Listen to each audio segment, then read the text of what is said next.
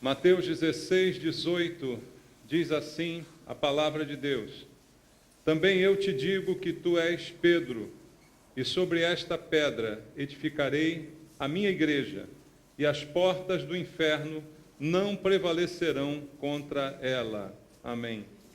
Pai querido, te louvamos por mais esta manhã e a oportunidade de ouvir a tua palavra, a tua voz. É o nosso desejo essa manhã que o Senhor fale ao nosso coração. Queremos te ouvir a voz do teu Espírito falando conosco, transformando a nossa vida e nos edificando sobre esta rocha que é a tua palavra, Pai. Que nós possamos sempre ter ouvidos para ouvir aquilo que o Senhor deseja ministrar ao nosso coração. E agora que toda distração caia por terra, para que nós possamos dar ouvidos à tua voz e aqui sermos edificados. Fala conosco, eu te peço, entregando minha vida em tuas mãos e pedindo a unção do Espírito Santo, para que eu seja capaz de ministrar a tua palavra de acordo com a tua vontade. Oramos em nome de Jesus. Amém. Podem sentar, irmãos. Amados, diz o texto muito conhecido que nós lemos aqui, que as portas do inferno não prevalecerão contra a igreja. Quem disse isso? Jesus. Jesus está falando com Pedro e, após interrogar Pedro a respeito do reino de Deus, por causa da confissão que fez Pedro a respeito de Jesus, reconhecendo ser ele o Cristo, o Messias, ele também diz a Pedro: eu digo que você é pedra. Esse era o apelido de Pedro. Mas sobre esta pedra, e aí ele se refere a um outro tipo de pedra, as palavras em grego aqui são diferentes, a rocha, uma pedra maior e mais forte, eu edificarei a minha igreja. Foi o que Jesus disse ao apóstolo Pedro. Ele era uma pedra importante, mas havia uma pedra ainda maior, uma rocha ainda maior, sobre a qual a igreja seria edificada. Essa pedra é a verdade, é a confissão que fez Pedro, dizendo: tu és o Cristo, o Filho de Deus. E Jesus afirma aqui que enquanto a igreja estiver sobre esta rocha, sobre esta confissão, sobre esta verdade, as portas do inferno não prevalecerão contra ela, contra a igreja do Senhor. Então, aqui há uma promessa de Deus para a sua igreja. E nós somos uma igreja do Senhor. Amém, irmãos? Essa promessa vale para nós. E nós, igreja, especificamente a nossa aqui em São Cristóvão, que estamos completando, como foi dito, mais um ano, 17 anos desde a fundação, temos vivenciado essa promessa de Jesus sobre a vida da igreja. A igreja tem bons momentos, mas também já teve muitos maus momentos ao longo desses 17 anos. Algumas crises, alguns momentos de dificuldade, alguns ataques malignos contra nós como igreja. Já experimentamos, já passamos, os membros mais antigos conhecem a história e todas as coisas que vivenciamos ao longo desses 17 anos. Mas em todos eles, esta promessa se cumpriu. As portas do inferno não prevalecerão contra a minha igreja.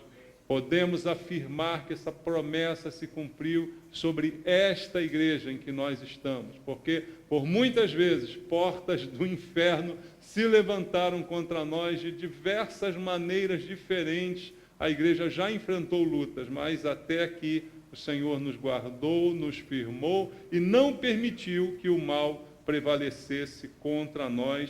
Então eu posso dizer que mesmo diante de todas as lutas que a gente tem passado, a promessa e a palavra de Deus tem se cumprido em nossa vida. Mas como disse, e falei também aqui na quinta-feira, promessas de Deus são muitas vezes condicionais. É preciso que alguma condição se cumpra para que a promessa se aplique, se realize. E esta aqui também é uma promessa condicional. Ele está falando com Pedro sobre a rocha sobre a qual a igreja é edificada. Enquanto ela estiver sobre a rocha, a promessa vale para ela. As portas do inferno não prevalecem. Mas se ela não estiver firmada nesta rocha, aí sim, irmãos, não podemos invocar o cumprimento dessa promessa, porque ela não se aplicaria. A promessa é condicional. A igreja sobre a rocha é firme. A igreja sobre a palavra, sobre a verdade é firme. Mas se não tiver essa firmeza, ela cairá. Então, enquanto permanecermos na rocha, sim, podemos crer, as portas do inferno não prevalecem contra nós. Então, há um propósito de Deus para a igreja, que ela permaneça na palavra. Não adianta nós comemorarmos muitos e muitos aniversários se não estivermos, todos eles, sobre esta mesma rocha, que é a palavra de Deus. Se a igreja se desviar da verdade, não tem sentido ela continuar existindo, não tem sentido ela continuar acumulando anos de vida, porque ela já não terá mais vida. A igreja só tem vida enquanto está sobre a palavra. A palavra é Jesus, ele disse, eu vim para que tenham vida e tenham em abundância. Então, enquanto estivermos em Cristo, temos vida, estamos na rocha, estamos na palavra. Se assim não estivermos, não há como essa promessa se cumprir. E as portas do inferno se levantam contra a igreja. E às vezes a igreja não acaba quando as portas do inferno se levantam, mas ela perde totalmente a sua utilidade. Ela continua existindo, mas não tem mais efeito algum, porque as portas do inferno se levantaram contra ela. Então, a promessa se aplica para aqueles que são verdadeiramente igreja e para aqueles que estão sobre a rocha. Há um texto bíblico que diz que Davi foi um homem segundo o coração de Deus. Você conhece o texto, sabe da verdade bíblica. Davi, um homem segundo o coração de Deus. Eu penso numa igreja segundo o coração de Deus. É essa igreja na rocha. Essa igreja que não precisa que eu ou qualquer outra pessoa façamos alguma coisa mirabolante para mantê-la, porque Deus mesmo a sustenta. Davi, um homem segundo o coração de Deus, passou lutas, passou problemas, mas Deus o sustentou até o final. Concordem com isso? Então, a igreja o que precisa é ser uma igreja segundo o coração de Deus. E para isso, irmãos, é preciso que cada um de nós individualmente sejamos esta igreja. Porque a igreja não é um prédio, não é simplesmente uma instituição.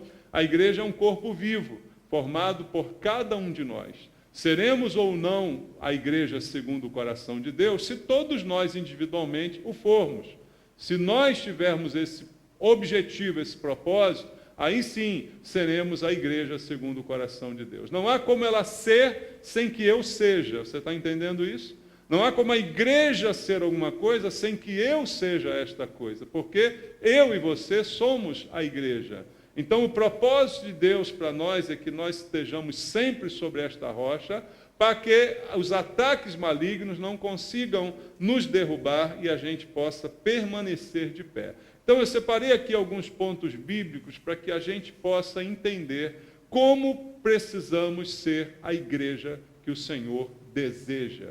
Como devemos nos portar para que nós sejamos esta igreja, pessoas individualmente segundo o coração de Deus. E a igreja que Deus deseja, irmãos, talvez seja um pouco diferente da igreja que os homens desejam. Muitas vezes os desejos de Deus não são os desejos dos homens. Nós desejamos coisas que muitas vezes Deus não deseja.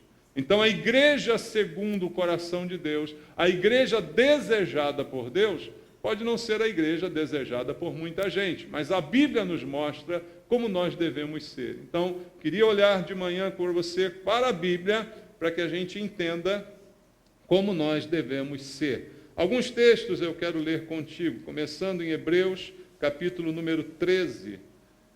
Vamos ler Hebreus, capítulo número 13. Alguns textos que a Bíblia fala aos cristãos, que são a igreja do Senhor. Hebreus, capítulo 13, versículo 14. A palavra de Deus diz assim: na verdade, não temos aqui cidade permanente, mas buscamos a que há de vir. A Bíblia está dizendo que os cristãos não têm aqui uma cidade permanente. Estamos de passagem, buscando um lugar diferente, buscando um lugar que ainda não temos e que ainda há de vir. O que este e outros textos vão dizer para nós em relação a nossa postura nesse mundo como igreja. A igreja desejada por Deus, irmãos, ela tem um alvo, ela tem um propósito bem definido. Ela não se estabelece para ser um fim nela mesma. Ela tem um alvo, o alvo é Cristo, o alvo é chegar para onde Deus está nos levando, nos conduzindo. Não há aqui uma cidade permanente, nós estamos buscando aquela que há de vir, como diz o texto. Em Filipenses capítulo 3, quero ler contigo Filipenses capítulo 3, no versículo número 20 do capítulo 3 de Filipenses, a Bíblia diz: pois a nossa pátria está onde, irmãos? Está nos céus, de onde também aguardamos o Salvador, o Senhor Jesus Cristo. A nossa pátria está no céu. A nossa cidade não é aqui, nem é permanente. Não estamos aqui permanentemente, estamos rumo a um objetivo, a um propósito de Deus para nós, e a nossa pátria também não é esta, ela é celestial, é o que está aqui dizendo a Bíblia. Então, a igreja, segundo o coração de Deus, segundo os seus propósitos, ela deve ter esta visão de que tem um alvo, tem um propósito, não existe para estar apenas centrada no aqui e no agora, mas ela olha para frente e ela olha para o futuro. Então, é uma igreja que tem os pés na terra, mas o coração no céu. Você não é cidadão daqui, e sim do céu, como diz a palavra de Deus. Em Atos capítulo 9, versículo 31, também podemos ler algo a esse respeito. Atos capítulo 9, verso número 31 diz: a igreja, na verdade, tinha paz por toda a Judéia, Galiléia e Samaria, edificando-se e caminhando no temor do Senhor, no conforto do Espírito Santo, crescia em número. Uma igreja que caminhava no temor e no conforto do Espírito Santo. Era assim que a igreja tinha crescimento. Era Deus quem dava o crescimento. Não eram os métodos humanos que hoje os homens utilizam para que aqui construam um império. O objetivo da igreja não é construir um império, mas é caminhar para o alvo, para o lugar para onde Deus nos chamou e para onde estamos indo. Crescendo, sim, mas no poder do Espírito Santo. Assim era a igreja em Atos dos Apóstolos, a igreja que Jesus prometeu, as portas do inferno não poderiam derrubá-la. Veja mais o que diz Mateus capítulo 28. Vamos ler? Mateus, Evangelho segundo Mateus 28, versículo 19 e versículo 20 de Mateus capítulo número 28, 19 e 20. Jesus diz à igreja: ide, portanto, fazei discípulos de todas as nações, batizando-os em nome do Pai, do Filho e do Espírito Santo, ensinando-os a guardar todas as coisas que vos tenho ordenado. E eis que estou convosco todos os dias até a consumação dos séculos. A igreja que Jesus deseja abençoar, manter e proteger é uma igreja obediente.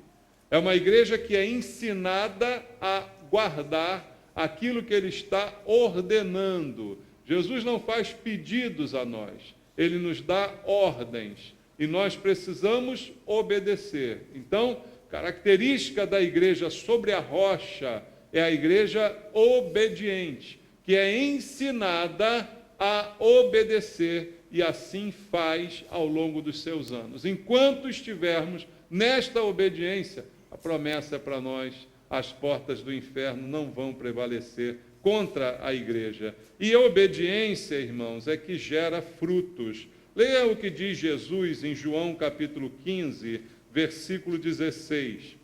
Está escrito assim: não fostes vós que me escolhestes a mim, pelo contrário, eu vos escolhi a vós outros e vos designeis para que vades e deis fruto, e o vosso fruto permaneça, a fim de que tudo quanto pedirdes ao Pai em meu nome, ele vô-lo conceda. Jesus deseja frutos. A igreja obediente é a igreja que vai gerar frutos.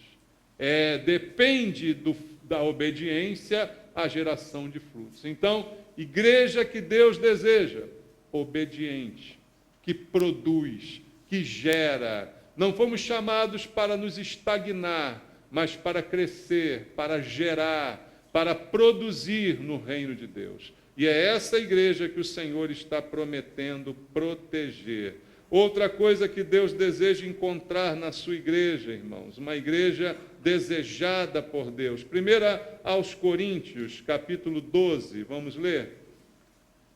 São palavras de Deus para a igreja, para o comportamento, para a atitude. Não adianta termos nome de igreja se não formos igreja. 1 aos Coríntios, capítulo 12, versículo 12 e versículo 13. Paulo diz assim à igreja: porque assim como o corpo é um e tem muitos membros, e todos os membros, sendo muitos, constituem um só corpo, assim também com respeito a Cristo. Pois em um só Espírito todos nós fomos batizados em um corpo, quer judeus, quer gregos, quer escravos, quer livres, e a todos nós foi dado beber de um só Espírito. Do que Deus está falando aqui, irmãos? Unidade. A igreja desejada por Deus é a igreja que é unida. Ainda no mesmo capítulo, no versículo 20, Paulo continua dizendo para nós: o certo é que há muitos membros, mas um só corpo. Podemos ser muitos membros, podemos crescer a um número maior do que já somos, mas continuamos a ser apenas um corpo. A igreja desejada por Deus é a igreja unida. Não é a igreja que apenas cresce, se multiplica, mas ao mesmo tempo se espalha e não se une. A igreja que Deus abençoa é a igreja firmada na rocha, em unidade, como diz aqui o texto bíblico. E no verso 25 do mesmo capítulo, Paulo continua dizendo: para que não haja o que, irmãos?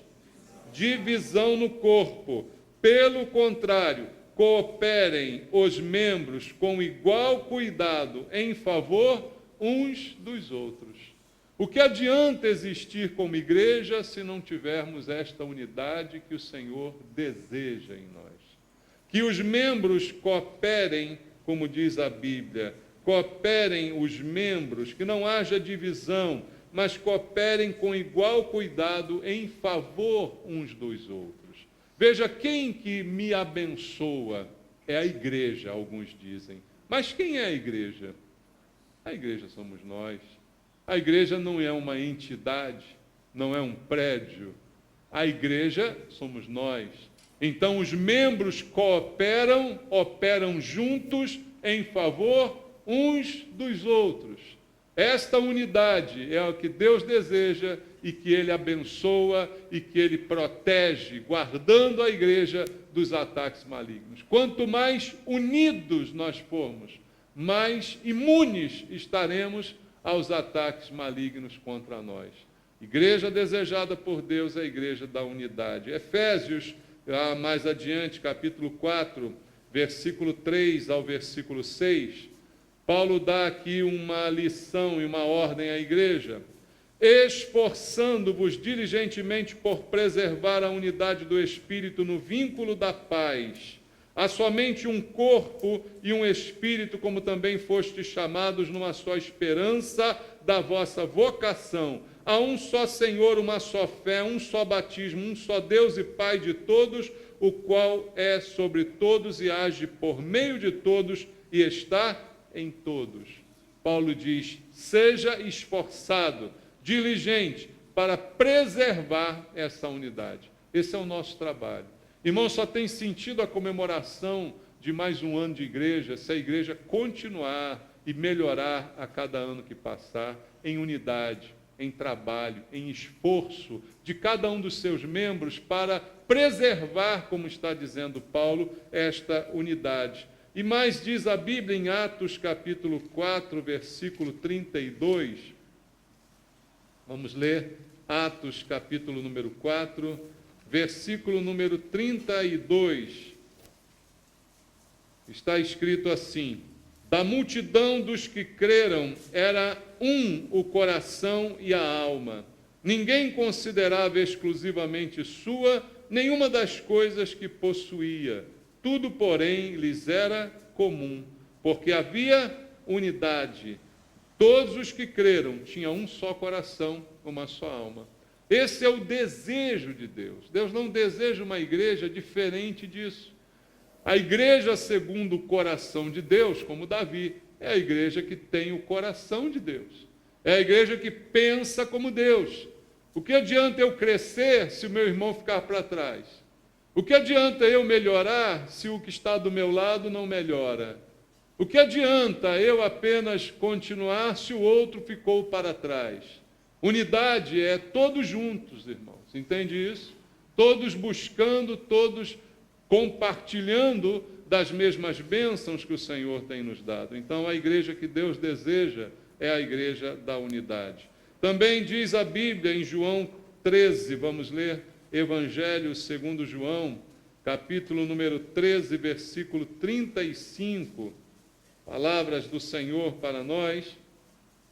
Jesus está dizendo assim: nisto conhecerão todos que sois meus discípulos, se tiverdes carro 0 quilômetro. Não está escrito isso, não? A minha vista falhou, então. Nisto conhecerão todos que sois meus discípulos, se vestirem muito bem. Também não. O que está escrito aí, irmãos? Se tiverdes amor uns aos outros. O que vai nos tornar conhecidos como discípulos não são as coisas que temos, possuímos ou mesmo ostentamos, mas são as evidências do nosso relacionamento, que Deus diz deve ser baseado num amor intenso, um amor profundo, uns aos outros.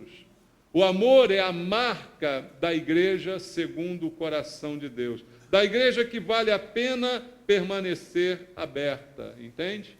A igreja segundo o coração do Senhor, desejada por Deus, é aquela em que as pessoas são reconhecidas porque amam aos seus irmãos e vivem em unidade. Veja ainda em João capítulo 15, versículo número 12, pouco mais adiante, Jesus está ainda dizendo: o meu mandamento é este, que vos ameis uns aos outros assim como eu vos amei. Mandamento é ordem, irmãos, ou é pedido? É ordem. É um dever ou é um favor? Um dever. O mandamento de Jesus, ele diz aqui com clareza qual é. Esse é o meu mandamento, que vocês se amem uns aos outros, assim como eu amei vocês, no mesmo padrão. O amor que eu quero que vocês tenham um pelos outros é o amor que eu dei a vocês.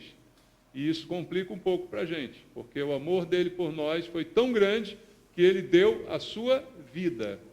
E o mandamento dele é que esse amor, baseado no mesmo critério, seja um amor que a gente tenha um pelo outro.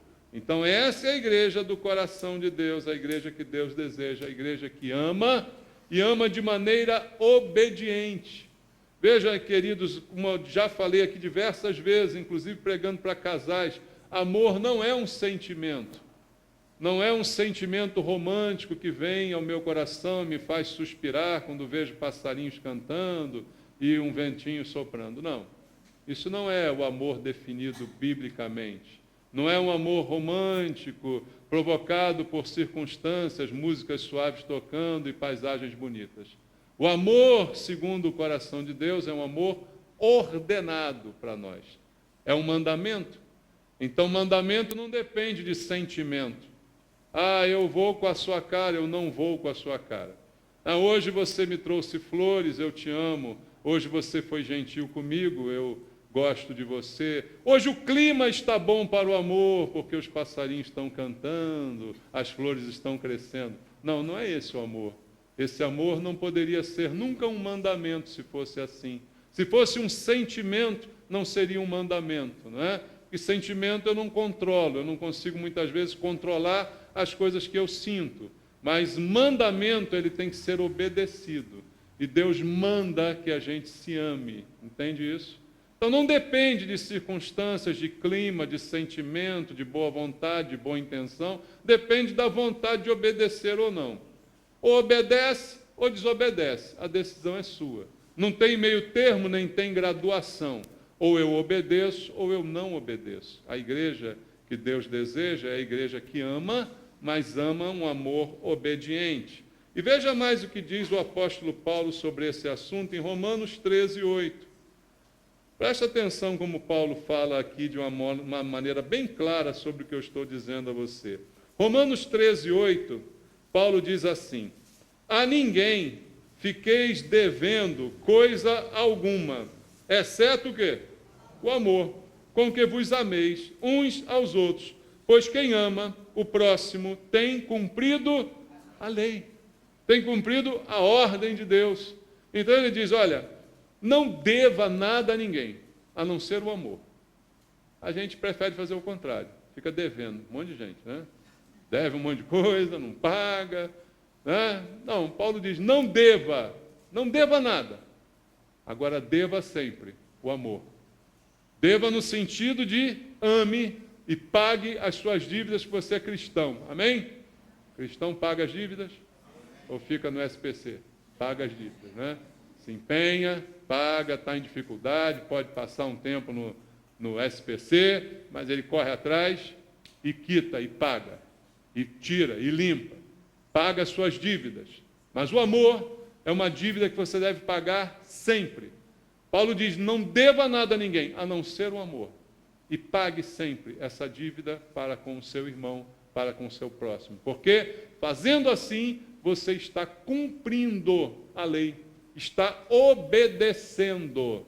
Então, não é questão de sentir, eu senti amar você. A gente é muito disso de sentimento, né? Eu senti que eu não vou com a sua cara. O que quer dizer isso? Terrível isso, né? Eu senti que você é uma pessoa agradável. Para de sentir e obedece a Deus, tá bom? Para de sentir e ama. Mesmo a pessoa de cara feia, mesmo a pessoa chata, ama ela, tá bom?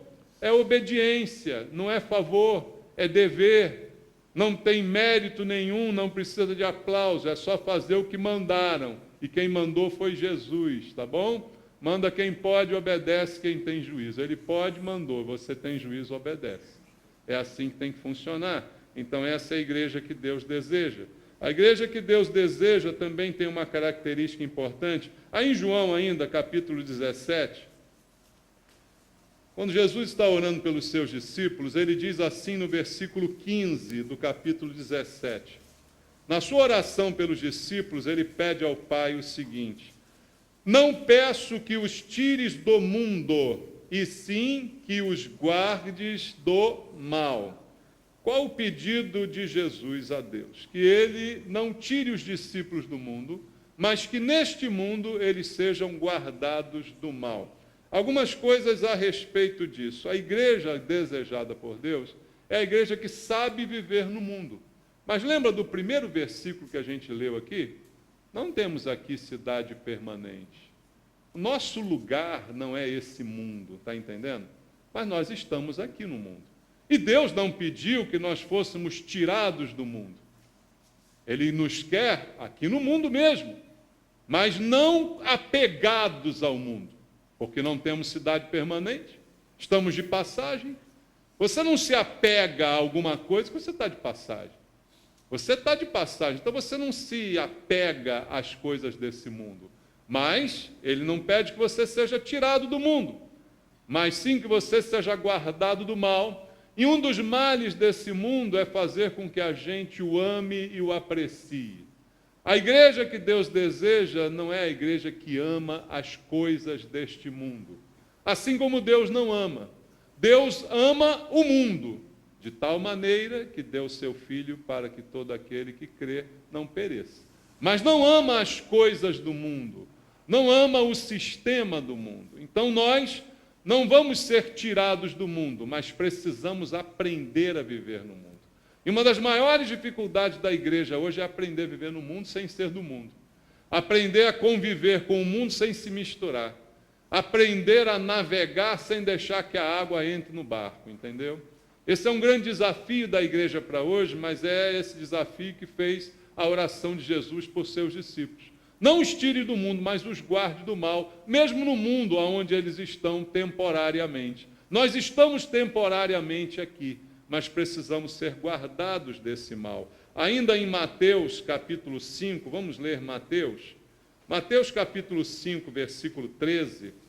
Jesus ensinou aqui algo muito importante para a igreja. Ele diz assim para a igreja, para os discípulos: vós sois o sal da terra. Ora, se o sal vier a ser insípido, como lhe restaurar o sabor? Para nada mais presta, senão para, lançado fora, ser pisado pelos homens. Eu não posso viver apegado a este mundo. Eu estou no mundo, mas não sou dele. Aqui no mundo, qual o meu papel? Ser o sal da terra, dar sabor à terra. Enquanto estivermos no mundo, nossa vida deve ser proveitosa para o mundo que nos cerca.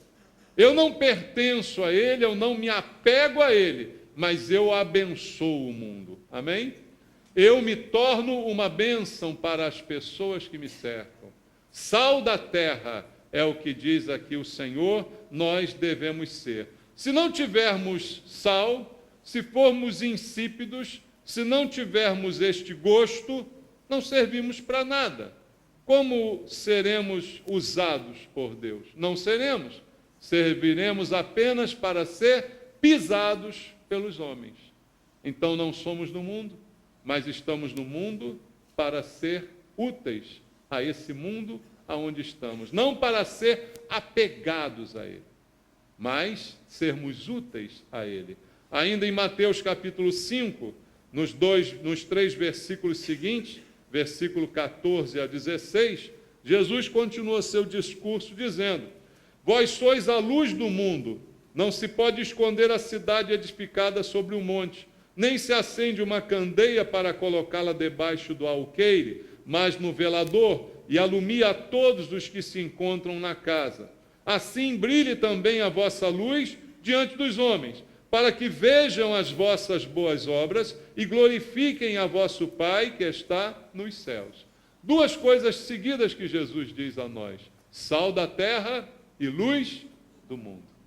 Não os tire do mundo, mas os livre do mal.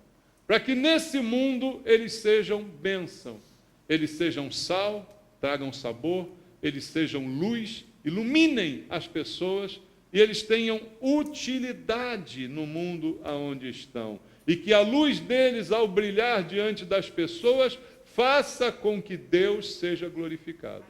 Irmãos, uma igreja que presta é uma igreja que glorifica o nome do Senhor, que existe não para causar escândalo, mas existe para que as pessoas louvem a Deus e se admirem das coisas que Deus tem feito. Há muitas igrejas hoje que eu acredito que envergonham o Evangelho, não é, irmãos? Envergonham e não glorificam o nome de Deus. Continuam existindo, mas estão mortas. Não estão sob a proteção da promessa. As portas do inferno há muito tempo já penetraram nessas igrejas, porque não são igrejas segundo o coração de Deus, segundo os princípios bíblicos que nós estamos vendo aqui essa manhã. Então, uma coisa que queremos é ser segundo a vontade de Deus e permanecer segundo a vontade de Deus por quantos anos o Senhor tiver para nós ainda como igreja, porque senão não vale a pena ser igreja. Existir apenas sem que seja de acordo com a vontade de Deus não tem nenhum valor. Então, a igreja verdadeira, a igreja que Deus deseja, é essa igreja que sabe viver no mundo. E outra coisa que eu digo para a gente encerrar a mensagem, em Atos capítulo 1, versículo 8, Jesus fez uma promessa aos seus discípulos, Atos 1, 8, aonde ele diz: mas recebereis o que, irmãos? Poder, ao descer sobre vós, quem? O Espírito Santo, e sereis minhas testemunhas, tanto em Jerusalém, como em toda a Judéia e Samaria, e até aos confins da terra. Jesus prometeu dar poder à igreja, poder do Espírito Santo para testemunhar, ser testemunha de Jesus. Então, o último propósito aqui para a igreja ser como o coração de Deus e como Deus deseja, é que seja uma igreja que está no mundo, não se contamina com o mundo, mas no poder do Espírito Santo transforma o mundo. É testemunha de Jesus em Judéia e Samaria e até os confins da terra. E com o poder do Espírito Santo dado por Deus para testemunharmos, a gente transforme a vida das pessoas. Não há razão de ser para uma igreja enquanto ela não estiver sendo agente de transformação na vida das pessoas.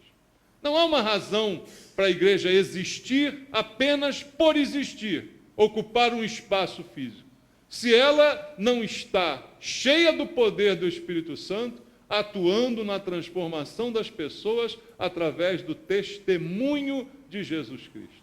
Essa é a razão da igreja, irmãos. E para terminar, ainda em Atos capítulo 17, leia comigo o versículo 6, o finalzinho do versículo 6, é uma história interessante que está em Atos capítulo 17, no versículo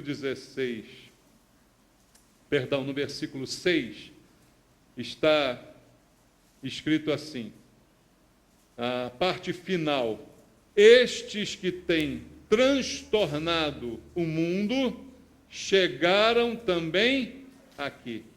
Paulo está viajando, pregando o evangelho na Grécia, e agora, ao saberem que Paulo estava chegando na cidade, fizeram esta declaração. Leia comigo. Estes que têm transtornado o mundo chegaram também aqui. Essa é a visão da igreja, irmãos. Uma igreja que transtorna o mundo, que transforma o mundo, mas não toma a forma do mundo, entende? Ela não fica parecida com o mundo, mas ela transforma o mundo. Será que quando a gente chega num lugar, é esse impacto que a gente causa? Ou as pessoas dizem, ih, chegou mais uma igreja aqui para tomar o dinheiro das pessoas.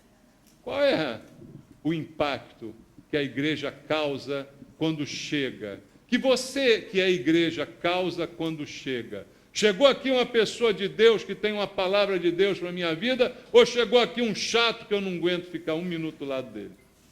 Qual é o impacto que a gente causa? Quando estamos cheios do poder do Espírito Santo, testemunhamos de Jesus, porque assim Ele nos comissionou a fazer. E aí, quando chegamos, impactamos, transtornamos até. Nem sempre seremos bem recebidos. Por isso é interessante eles dizerem aqui que a igreja estava transtornando o mundo. Às vezes causa transtorno a mensagem do Evangelho. Não é uma mensagem para agradar as pessoas, mas é uma mensagem para sacudir as pessoas, para que elas possam experimentar transformação de vida, como nós experimentamos em Cristo. A igreja que assim proceder será uma igreja segundo o coração de Deus, será uma igreja desejada por Deus, para que Ele então continue abençoando e protegendo, para que as portas do inferno não consigam derrubá-la. A gente precisa ser uma igreja assim. E a melhor maneira da gente agradecer a Deus pela bênção que Ele nos deu é a gente ser assim. O que a gente pode fazer para agradecer pela igreja? 17 anos que a igreja completa. O que eu posso fazer para dizer, Senhor, obrigado por ter mais um ano aqui, para a gente continuar com a oportunidade de fazer a obra? A melhor maneira de eu agradecer a Deus é eu ser da maneira que Ele deseja. Para dizer, Senhor, valeu a pena o Senhor ter me convertido, valeu a pena o Senhor ter me chamado, valeu a pena o Senhor ter transformado a minha vida. Essa é a melhor maneira de se agradecer. Você é grato pela igreja aqui? Melhor maneira de se agradecer é ser um bom crente. É você ser uma pessoa boa, transformada e que transforme também a vida das pessoas. A melhor maneira de você dizer obrigado é, Senhor, valeu a pena eu ter entrado naquela igreja. Valeu a pena a minha vida ter se transformado, valeu a pena ter me convertido, porque hoje eu estou mais parecido contigo e com os teus propósitos para a minha vida. É dessa forma que a gente quer agradecer a Deus. por esse aniversário da igreja. Amém? Que assim você faça junto comigo.